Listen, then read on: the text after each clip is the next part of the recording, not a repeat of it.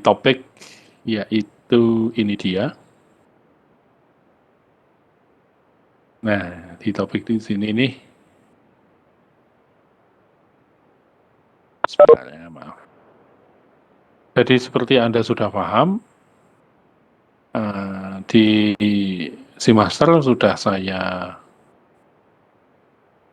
informasikan di di bagian e-learning bagian materi ya. Ada file yang saya upload lagi. Ya.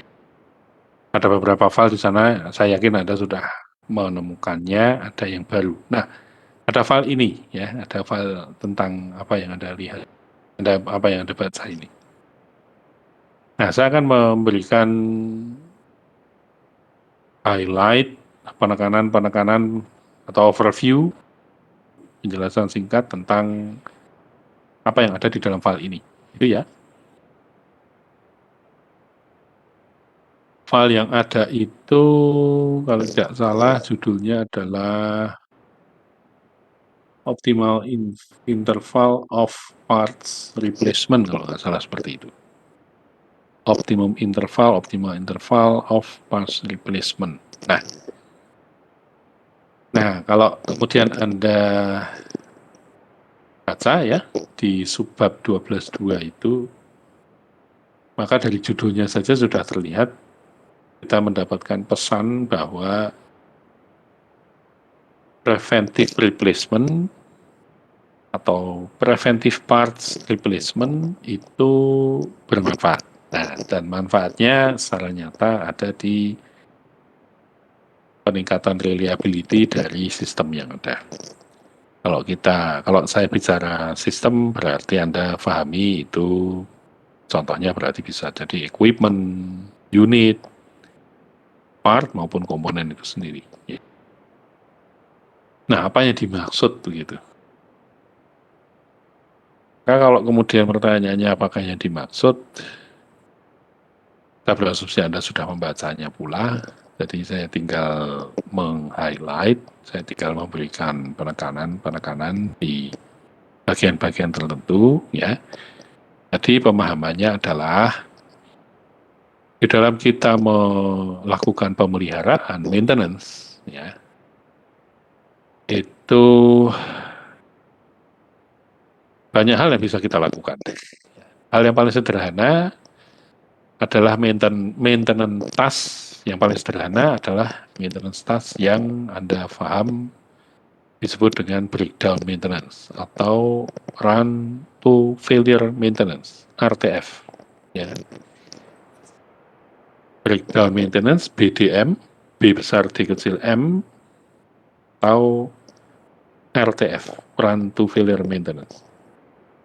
Kenapa paling sederhana? Ya karena maintenance task tersebut mensyaratkan hanya akan dilakukan maintenance action, kegiatan maintenance, jika sistem tersebut baru mengalami failure. Jadi baru akan dilakukan maintenance action jika sistem tersebut mengalami failure. Sehingga tentu sangat sederhana sekali. Ya. Nah, sedangkan Anda paham bahwa ada maintenance task yang lain, ada predictive maintenance, yang filenya sudah ada di tangan Anda sejak 2 minggu lalu, ya, kurang lebih, ya. Dan Anda mestinya sudah membaca itu, karena menjadi sebuah kewajiban bagi Anda untuk belajar mandiri. Dan juga ada preventive maintenance, ya, PM, dan demikian pula ada corrective maintenance, atau non-urgent corrective maintenance. Nah, apa yang ada di sini, itu sebetulnya membahas sebagian yang dilakukan di preventive maintenance. Sebagaimana Anda pahami, preventive maintenance itu kegiatan untuk kegiatan pemeliharaan maintenance, tentunya untuk mencegah ya, cegah terjadinya kerusakan dari suatu sistem atau kerusakan yang lebih parah dari suatu sistem. Apa yang dilakukan di sana? Paling tidak ada 5, paling tidak, kan? Begitu ya, maintenance action, ada paham, ada cleaning, ada lubrication, ada inspection, ada repair, ada replace, ada adjustment, sesungguhnya juga calibration, adjustment, ya. Nah, minimal 5, ya, tapi paling tidak ada tadi paham bahwa ada 6 paling, ya, ketika calibration itu masuk atau adjustment. Ya, harapannya dari situ kita bisa melakukan peningkatan reliability. Reliability system meningkat. Nah, tadi ada replacement, ya kan, betul ya. To replace, ada to clean, ada to lubricate, ada to inspect, ada to repair, ada to replace, dan kemudian ada to calibrate, ya, just preventive maintenance. Nah, ini itu sesungguhnya bagian dari PM, preventive maintenance. Dalam hal apa? Yaitu dalam hal, bisa baca di sana,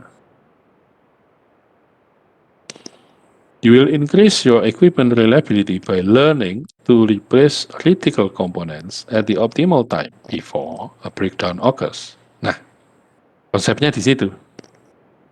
Jadi penggantian komponen dari suatu sistem yang sudah terjadwal tentunya pada critical komponen, pada komponen part unit yang kritis. Nah, kritis di sini ukurannya apa? Kritis ini adalah ketika dia rusak, komponen itu rusak, maka akan menyebabkan atau konsekuensinya parah.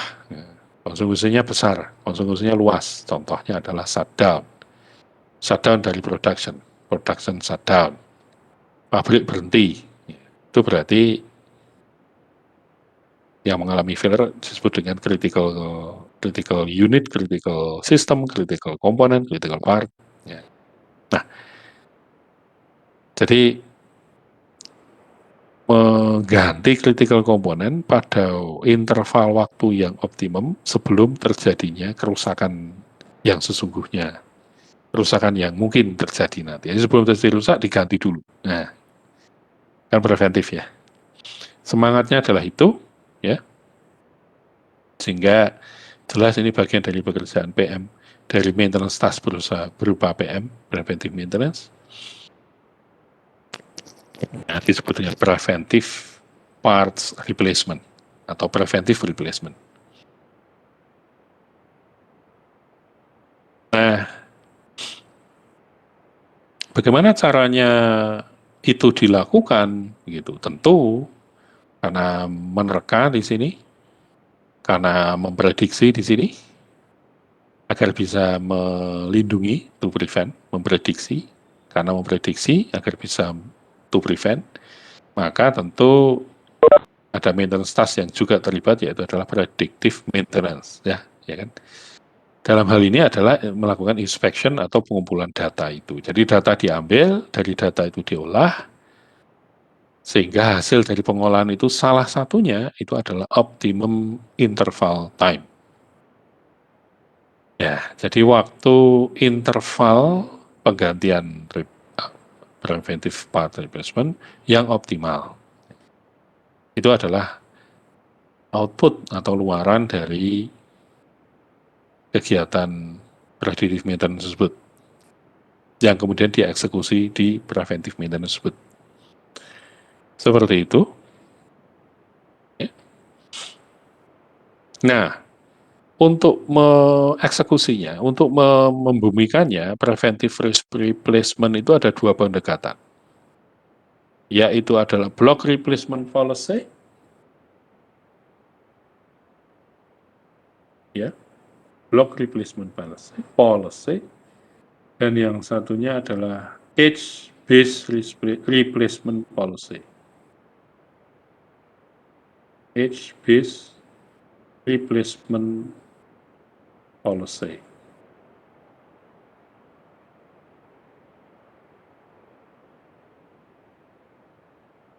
Tapi mestinya Anda paham lah yang sama.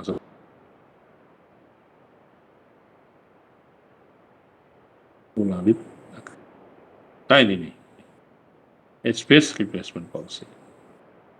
Block replacement dan age-based replacement. Seperti yang Anda sudah baca dan coba pelajari dan mungkin bahkan sudah dipahami pula, perbedaannya menjadi mudah kita pahami. Kalau Anda baca ini dengan detail, ini menjelaskan tentang block replacement policy. Maka Anda langsung mengenal karakteristiknya. Block di situ merepresentasikan sesuatu yang sifatnya fix. Sesuatu yang sifatnya tetap, ya, di block, gitu, ya. The block replacement policy is sometimes called a group or constant interval policy, constant, ya.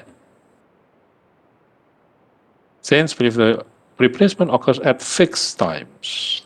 Ini karena preventive replacement occurs at fixed time. And variable replacement whenever necessary. Anda harus bisa bedakan di sini dan saya yakin Anda mampu membedakan dengan mudah. Beda antara terminologi preventive replacement dan bedanya dengan terminologi failure replacement. Yang dimaksud dengan failure replacement adalah penggantian suatu part, komponen, sistem, karena telah terjadi failure. Ya kan? Betul ya? Jadi sudah rusak duluan, terjadi rusak, baru diganti. Pada detik itu juga diganti misalnya. Nah, kalau preventive replacement tentu yang kondisi yang kita bicarakan tadi. Jadi belum terjadi failure. Jadi penggantian yang bertujuan untuk preventif. Nah, kalau block replacement policy, maka yang dimaksud adalah interval waktu untuk melakukan preventive replacement itu ditetapkan atau terjadi secara tetap, fix. Interval waktunya itu saja. Dan itu terus berputar siklusnya. Ya, jadi misalkan interval waktu untuk menggantian preventive replacement menggunakan block replacement policy adalah setelah dihitung adalah setiap bulan misal. Ya, maka setiap bulan itu dalam satu siklus 1 bulan, 1 bulan itu kan diganti.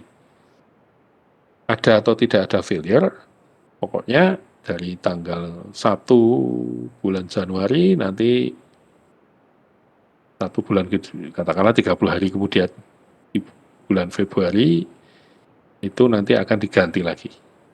Apapun yang terjadi dengan failure replacement-nya ada atau tidak. Nah, gitu kan. Sehingga ilustrasinya menjadi seperti ini.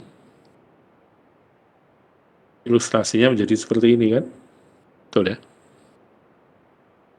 Ini yang dimaksud TP ini adalah interval, optimum interval time. Time untuk melakukan preventive replacement. CP ini adalah cost of the total cost of preventive replacement. TP ini tentu saja adalah interval between preventive replacement. CF di sini C-nya cost ya, cost of the total cost of failure replacement. Jadi asumsinya kalau block replacement policy maka Anda hitung TP-nya dan kemudian TP itu diterapkan secara fixed times dalam waktu yang tetap terus setiap siklusnya. Ini adalah siklus pertama, siklus kedua, ketiga, dan seterusnya. No matter what happen with failure replacement. Contoh, pada siklus pertama itu tidak terjadi failure. Contoh, tidak terjadi penggantian karena sistem rusak. Ya tetap diganti, walaupun nggak rusak, ganti pada sesuai dengan akhir dari siklus pertama. Dengan interval preventive replacement-nya adalah sekian. Pada siklus kedua ternyata terjadi kerusakan lebih dari 1. Berarti di sini, ini katakanlah baru berjalan sekian waktu, rusak yang barusan diganti tadi. Anyhow, karena sesuatu apapun, ya. Bisa jadi karena memang overload, atau karena memang defective produk, spare part-nya itu defect itu misal, ini rusak. Maka di sini kan diganti, failure replacement. Nah, kemudian berjalan lagi, beroperasi, rusak lagi misal. Diganti lagi yang baru di sini. Nggak berapa lama dia harus diganti lagi. Kenapa? Karena harus mengikuti block replacement policy. PP-nya itu berkelanjutan langsung dari siklus yang pertama ke siklus berikutnya. Tidak peduli, tidak mempertimbangkan, tidak memperhitungkan kapan sistem tersebut mengalami failure terakhir kalinya. Itu adalah block replacement policy. Ya, saya rasa itu mudah. Nah, bagaimanakah cara atau objektifnya seperti apa? Apa yang kita ingin optimal optimal interval replacement preventive replacement itu ditentukan berdasarkan apa? Nah, begitu ya. Ditentukan berdasarkan apa? Ditentukan berdasarkan CTP ini, total cost per week. Kan tadi kalau kemudian kita lihat profilnya dari terhadap variabel biaya dan optimum interval waktu preventive replacement-nya, maka profil dari biaya untuk melakukan preventive replacement, profilnya adalah dari tinggi menuju rendah, seiring berjalannya, seiring semakin lamanya interval waktu penggantian. Kita paham maksudnya dimaksud dengan interval preventive replacement, tahu ya? Kalau semakin kan berarti kan artinya intervalnya semakin lebar, ya semakin jarang, ya kan? Betul ya? Semakin jarang diganti ya. Kalau semakin ke kiri sini berarti kan semakin pendek interval, alias frekuensi penggantiannya semakin tinggi, ya semakin sering diganti. Nah, preventive replacement, yaitu penggantian sebelum sistem itu rusak, profilnya menjadi seperti ini. Dari tinggi sebelah kiri ke kanan sebelah, ke, ke rendah sebelah kanan. Atau dari ketika interval waktu penggantinya itu pendek, maka itu menimbulkan cost untuk preventive maintenance tinggi. Tapi begitu semakin lama kita menentukan siklus penggantiannya, semakin jarang itu diganti, tentu preventive replacement cost-nya akan menjadi berkurang, menjadi rendah. Jarang diganti kan menjadi rendah, ya. Betul ya? Nah, hal itu bertolak belakang dengan profil yang failure replacement cost. Kalau interval waktu penggantian preventive replacement-nya singkat, lebih sering diganti, gitu ya, maka ya nggak akan sering terjadi failure, ya kan? Karena sering diganti, ya, sering diganti dalam rangka untuk preventive maintenance, ya, untuk preventive replacement. Sehingga failure itu sendiri kan jarang terjadi. Sehingga konsekuensi biaya yang timbul akibat terjadinya failure, misalkan kerusakan yang lebih fatal mengakibatkan komponen yang lain, misalkan, atau production loss akibat failure yang tiba-tiba, gitu misalkan. Nah, itu biayanya akan semakin tinggi ketika interval preventive replacement-nya menjadi intervalnya menjadi semakin lebar, alias semakin jarang dilakukan preventive replacement. Yes, jarang diganti gitu ya, untuk preventif itu jarang dilakukan ya, tinggal nunggu failure saja kan, berarti run to failure ini ya. Sehingga kan run to failure jelas biayanya tinggi ya, untuk failure replacement cost-nya akan tinggi ya, karena tingkat keparahannya sudah semakin parah, sehingga kerusakan komponennya akan merembet ke yang lain, atau bahkan production loss-nya akan signifikan pengaruh. Karena tiba-tiba rusak, berhenti, yang mengakibatkan production itu secara umum semua produksi menjadi berhenti, shutdown. Nah, profilnya kan kayak gini ya, berbeda atau bertolak belakang dengan preventive replacement. Semakin kalau failure replacement, semakin sering preventive replacement itu dilakukan, jadi intervalnya semakin pendek, maka failure replacement cost akan semakin rendah. Tapi semakin jarang preventive maintenance itu dilakukan, ya kan? Preventive replacement kan bagian dari preventive maintenance. Semakin jarang itu dilakukan, ya akan semakin sering terjadi failure. Sehingga semakin ke kanan, failure replacement-nya akan semakin naik. Itu bertolak belakang, sekali lagi, bertolak belakang dengan preventive.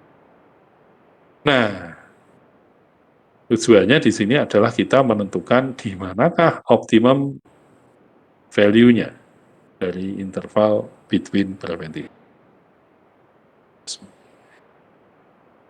Total cost per week-nya itu ada di mana. Kalau kita bisa membuat kurva ini, sehingga kita bisa ketahui lembahnya itu ada di mana, maka disitulah dan kita tarik garis lurus vertikal, kita bisa tentukan TP-nya di mana. Dan itu diyakini sebagai interval preventive replacement yang optimal berdasarkan total cost per week yang paling rendah.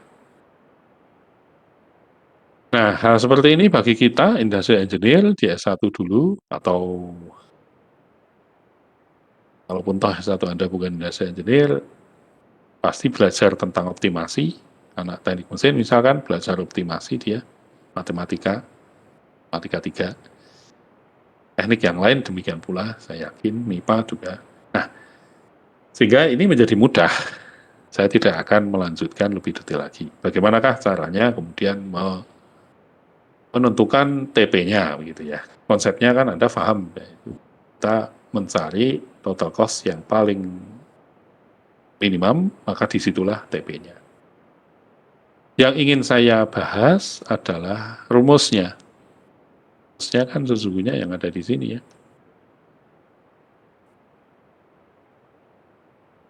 Tuh,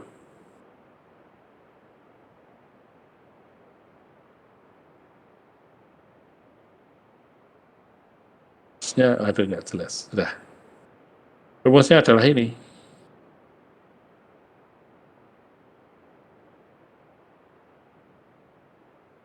Di halaman bawah, yaitu ada di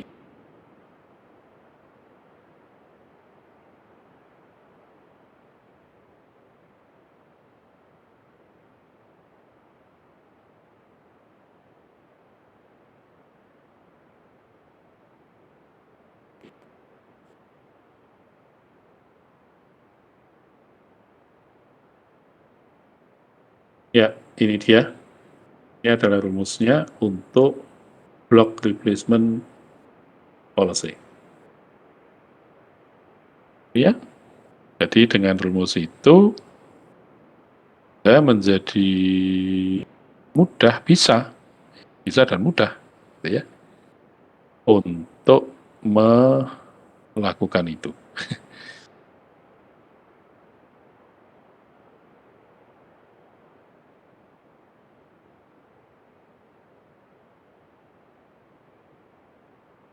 Ya.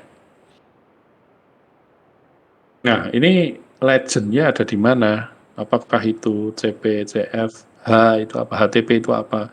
CP, CF sudah tahu tadi ada di atas ya. Ini adalah biaya untuk melakukan preventive replacement, ini biaya untuk melakukan failure replacement, ini adalah yang dimaksud, ini ya nantinya kita cari ya, interval between preventive replacement. Nah, HTP, HTP itu apa? juga di situ, tinggal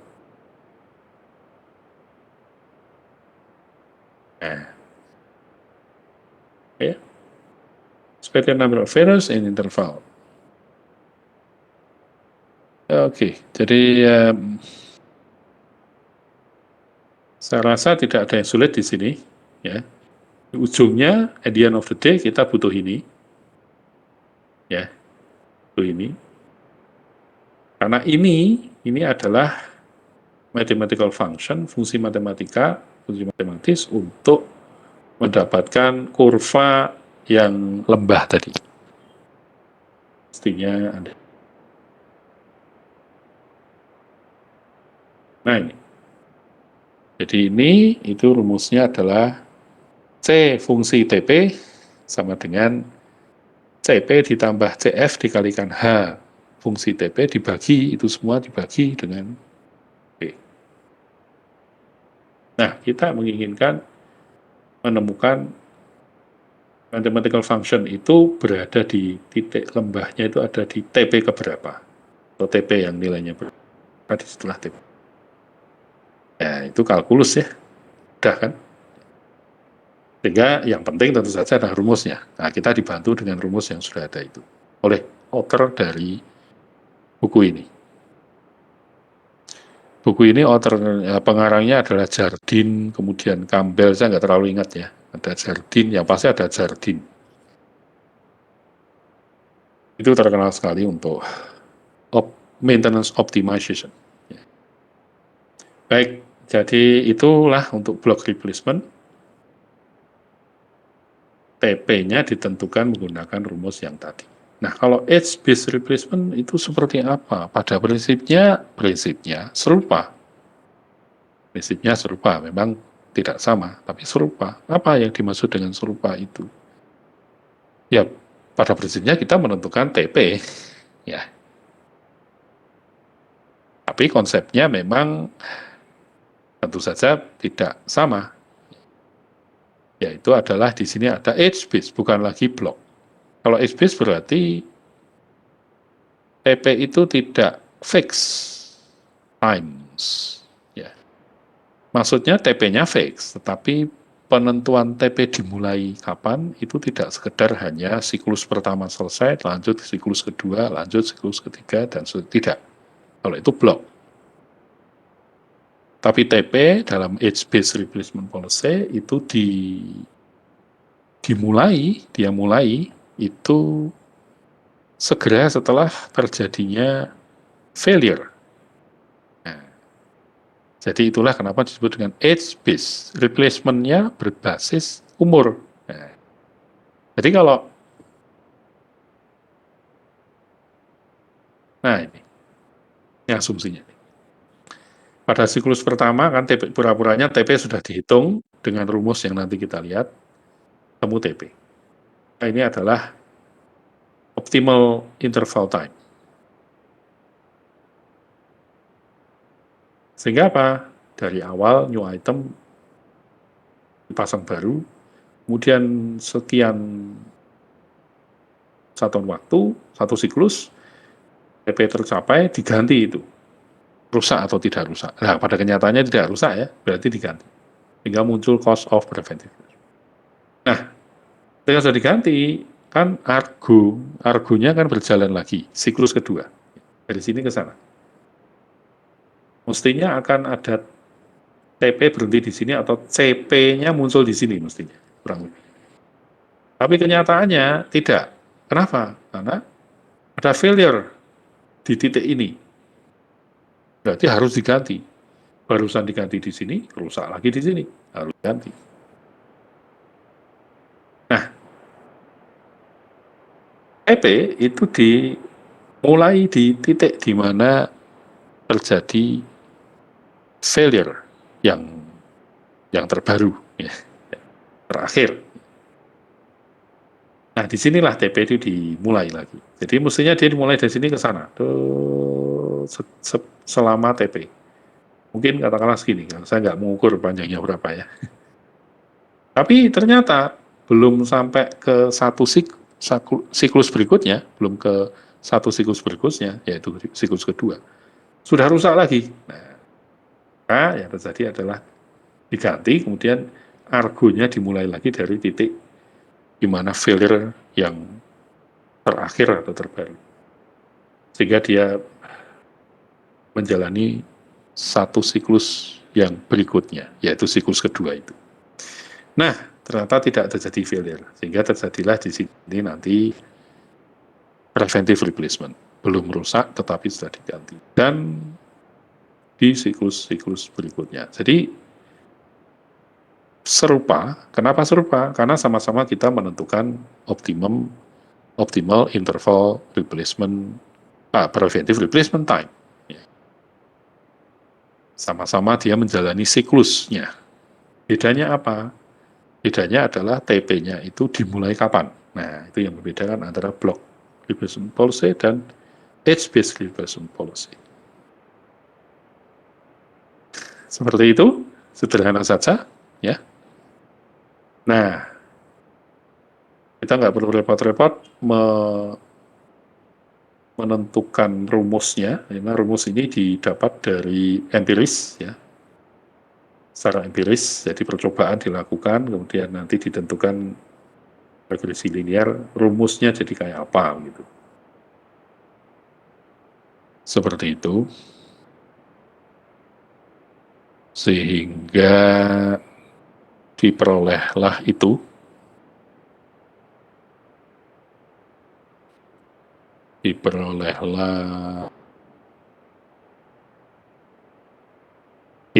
ya. Jadi ini adalah rumus total cost tadi. Nah,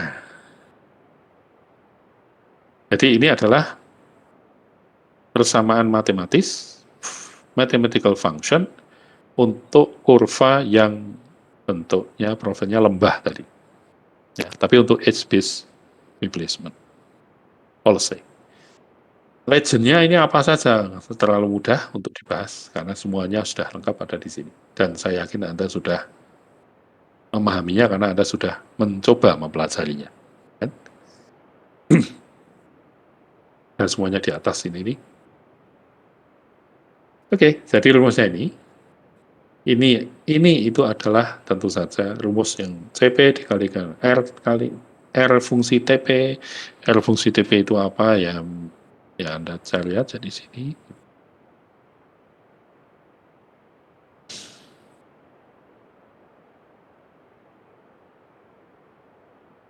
Ya, R fungsi TP itu adalah probability of a preventive cycle. Ya, probability of preventive cycle. Seperti itu, sehingga probability of failure cycle, ya tentu saja 1 minus RTP. Ada di sana, tinggal ikuti saja MTP, TP,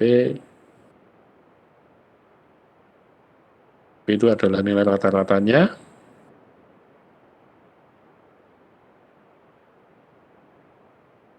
Nah, oke ya. Oke, denoted MTV. Therefore, expected cycle length-nya adalah itu. Expected cycle length itu kan nanti kan sebagai pembagi. Di atas. Ini dia. Jadi ini. Ini adalah yang di bawah tadi. Itu pembilangnya, itu adalah yang ini. Sehingga penyebutnya expected cycle length dijelaskan di expected cycle length adalah ini. Ya. Length of relative cycle TP. Probability of failure adalah RTP. Ya.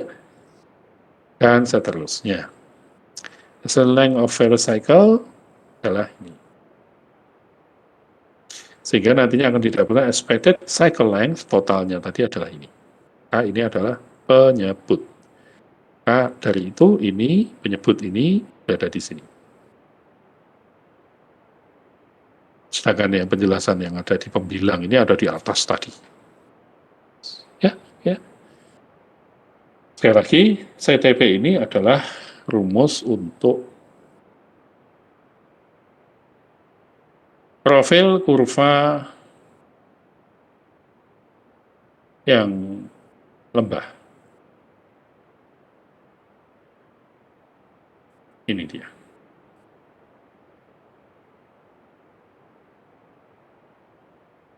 Yang ada di sini.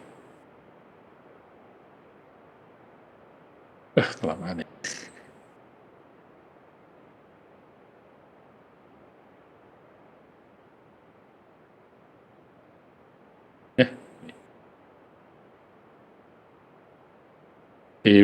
Profil kurvanya sama antara age-based replacement policy dengan block replacement policy, profilnya sama. Ya, makanya tadi saya mengatakan similar atau serupa, tapi tentu saja tidak sama kalau serupa. Serupa berarti ada bagian yang sama, ada bagian yang tidak sama. Bagian yang sama tentu saja konsep tentang TP itu, tentang profilnya, ya. Tapi yang tidak sama tentang kapan TP itu dimulai. Nah, itu adalah metode yang bisa kita pakai ketika kita akan melakukan preventive parts replacement, yaitu kita menentukan optimum interval preventive parts replacement. Ya, sesungguhnya Anda bisa bumikan itu dengan parts yang kita ganti itu berupa oli misalnya, oli mesin. Nah, ya, oli mesin itu kita ganti pada TP tertentu. TP-nya biasanya satu siklus yang berurutan. Satu siklus selesai langsung disambut siklus yang berikutnya, kan begitu ya. Ya, biasanya begitu. Kenapa? Kan kalau kita cermat, sesungguhnya oli kita itu bisa jadi mengalami kerusakan lebih awal daripada TP-nya atau daripada lifetime-nya. Tapi kalau saya kan, kalau saya senang otomotif, sehingga saya kalau mau pergi biasanya cek dulu olinya. Salah satu kondisi yang bisa kita, parameter yang bisa kita pakai untuk melihat kondisi oli adalah olinya seberapa kental atau seberapa encer gitu ya. Kalau encer begitu maka dan kita teteskan kemudian ada air yang terpisah, kan oli nggak bisa menyatu dengan air, jadi seperti ada titik-titik air, maka kita mengatakan bahwa oh olinya sudah rusak ini karena ada kontaminasi dengan air nih. Harusnya kan nggak boleh. Nah, contohnya seperti itu. Nah, padahal belum waktunya ganti oli misalkan. Maka di titik itu ya terpaksa harus ganti oli kan begitu. Nah, biasanya yang kita lakukan itu adalah block replacement policy. Nantinya pada saatnya TP itu ya tinggal kita ikutin terus saja TP-nya sampai kemudian jadi tidak dimulai dari nol lagi. Sehingga karena oli itu menjadi part yang kritis ya. Dia critical part oli itu. Cairan yang tanda petik sederhana yang ngefeknya itu bisa menghancurkan mesin. Jadi biasanya kemudian block replacement policy. Dan ada alasan lain. Nah, di sini alasan lain. Kapan kita pakai block replacement policy, kapan kita pakai age replacement policy, ini ada di sini nih. Oke ya, jadi Anda paham semua, Anda semua sudah paham bahwa kita bisa pilih metode block replacement policy ataupun age based replacement policy di dalam preventive replacement atau preventive parts replacement. Yang intinya adalah kita menentukan TP atau optimum interval preventive parts replacement dengan rumus yang masing-masing ada tadi, ya, kemudian dikalkuluskan, ya, untuk bisa menemukan nilai optimum dari TP, ya, kan rumus tadi belum ada apa-apanya kan, belum belum berarti apa-apa maksud saya untuk bisa menemukan TP, tapi dengan kalkulus yang Anda mestinya sudah paham, karena itu masa lalu, itu Anda bisa menemukan dengan rumus yang ada tadi, dengan persamaan yang ada tadi, kita tentu bisa menemukan TP. Rumus TP-nya itu berapa? Ya, jadi itu. Nah, when to use block replacement, nah kan gitu ya. Kapan kita pakai itu? Ya, tinggal dibaca saja, di situ sudah jelas sekali. Salah satu parameternya adalah atau ini saya baca dulu ya. On the face of it, age-based replacement policy seems to be the only sensible choice.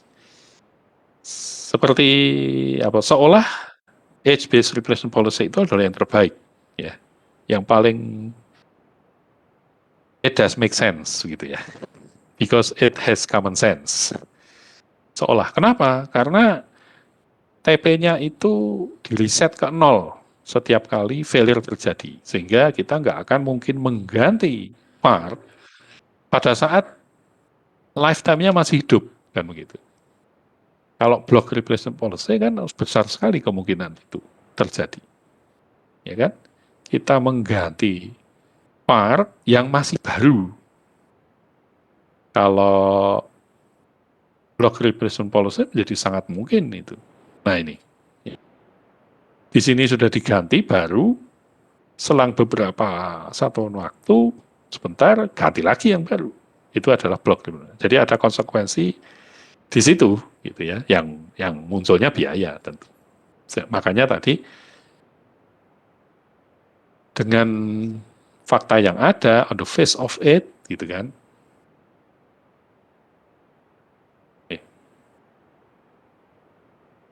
Ya ini dia. Nah ini.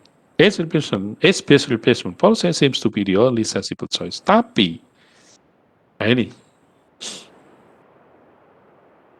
why replace a recently installed component that is still working properly? Tapi kenapa kita perlu mengganti yang masih working properly, yaitu yang ada di blok, gitu ya? Penjelasannya sudah ini. In an age replacement, the component always remains in service until its scheduled replacement age. To implement an age-based replacement, you must keep an ongoing record of the component's current age and change the planned replacement time if it fails. Clearly, the cost of this is justified for expensive component. Ya, paham ya di sini ya. Jadi alasannya kenapa kok kenapa kok block replacement policy masih diperlukan atau menjadi suatu opsi yang lain, alternatif yang karena sesungguhnya biaya ini dalam arti tidak selalu dalam bentuk uang ya, energi dan seterusnya. Untuk age-based replacement itu sesungguhnya tidak sedikit, sehingga dia lebih cocok untuk komponen part sistem unit yang ekspensif. Sedangkan yang tidak ekspensif, ya, maka tentu inexpensive komponen, maka tentu block replacement policy menjadi more cost efficient. Nah, pertanyaannya adalah ukurannya apa Pak? Itu expensive sama non-expensive. Sederhana saja. Kalau Anda paham pasti apa yang disebut dengan consumable parts. Consumable goods, consumable item, berarti kan barang habis pakai, ya. Selama dia consumable parts, maka kecenderungannya dia akan lebih tepat digunakan block replacement policy. Contoh oli tadi, oli itu block replacement policy. Kampas rem misalkan, ya. Kampas rem itu sesungguhnya ada ganti block replacement policy, ya. Dia critical komponen, tetapi dia tidak mahal, ya. Tapi ngefeknya luar biasa kalau itu fail. Jadi kita ganti sesuai dengan interval waktunya yang rigid, yang kaku. Jadi itu saja penjelasan sederhana. Apa yang disebut dengan inexpensive, yaitu contohnya adalah consumable parts. Yang secara nilai dari cost itu memang pasti lebih murah daripada non-consumable parts. Ya. Oke ya, jadi saya meng-highlight saja, jadi Anda bisa baca sendiri yang lebih lengkap ya. Saya tidak akan beruntun satu demi satu. Saya rasa ini tidak saya bahas ya. Jadi paling tidak hari ini Anda mendapatkan topik baru,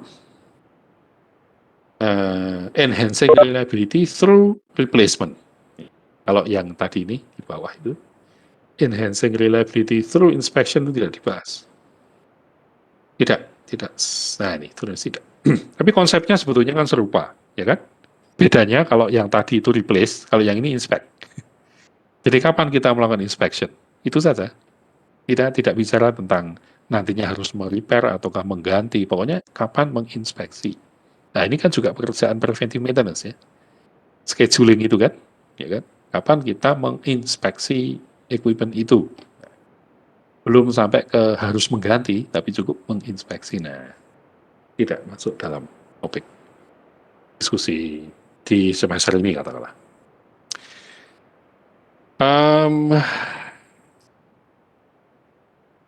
Saya gimana ya?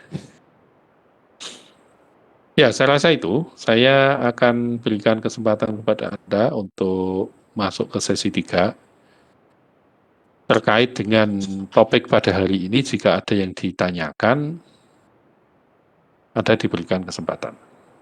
Dipersilahkan jika ada.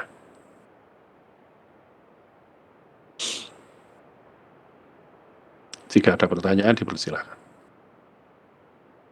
Jika tidak ada, saya akan akhiri. Ya, jadi saya awalnya berencana hari ini akan mengadakan kuis.